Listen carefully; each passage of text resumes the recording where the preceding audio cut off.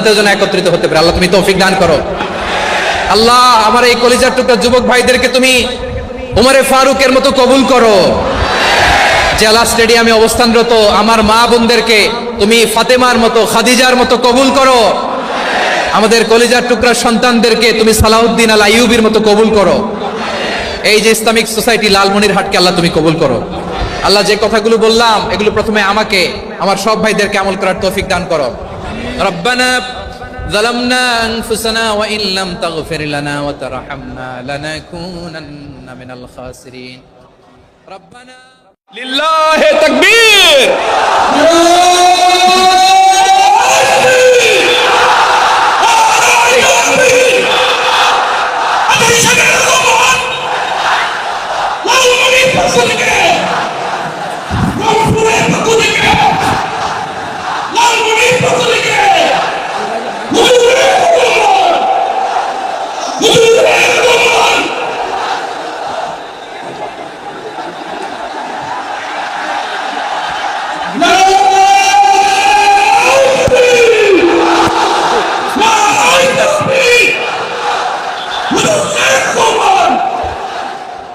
সকল প্রশংসার মালিককে, সকল ক্ষমতার উৎসকে।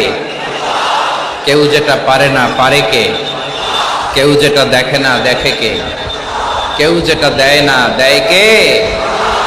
সে আল্লাহ রাব্বুল ইজ্জত ওয়াল জালালের দরবারে আমরা শুকরগুজার হচ্ছি। আমরা সবাই আওয়াজ করে পড়ে নিচ্ছি কালিমাতুশ শুকর, আলহামদুলিল্লাহ। গলা ছেড়ে দিয়ে আওয়াজ করে, প্রিয় লালমনিরহাটের ভাইয়ের আওয়াজ করে সবাই পড়ুন, রব্বানা লাকাল হামদ হামদান কাসীরান তাইয়িবান মুবারাকান ফীহি ইয়া রাব্বি লাকাল হামদু কামা ইয়ানবাগি লিজালালি ওয়াজহিকা ওয়া আযীমি সুলতানিকা লাকাল হামদু বিল ঈমান লাকাল হামদু বিল ইসলাম লাকাল হামদু বিল কুরআন। আমরা আল্লাহ রাব্বুল ইজ্জত ওয়াল জালালের দরবারে শুকরিয়া জ্ঞাপনের পাশাপাশি আজকের এই প্রোগ্রামের ইন্তেজামিয়া কমিটি, ইসলামিক সোসাইটি লালমনিরহাটকে অন্তরের অন্তঃস্থল থেকে ধন্যবাদ জানাতে চাই, শুভেচ্ছা জানাতে চাই। যারা দীর্ঘদিন টানা পরিশ্রম শেষে আজকে লালমনিরহাট জেলায়, যেটা আমার বেসিকলি রংপুর বিভাগের প্রোগ্রাম ছিল, এই ঐতিহাসিক প্রোগ্রামের আয়োজন তারা করেছে, আলহামদুলিল্লাহ।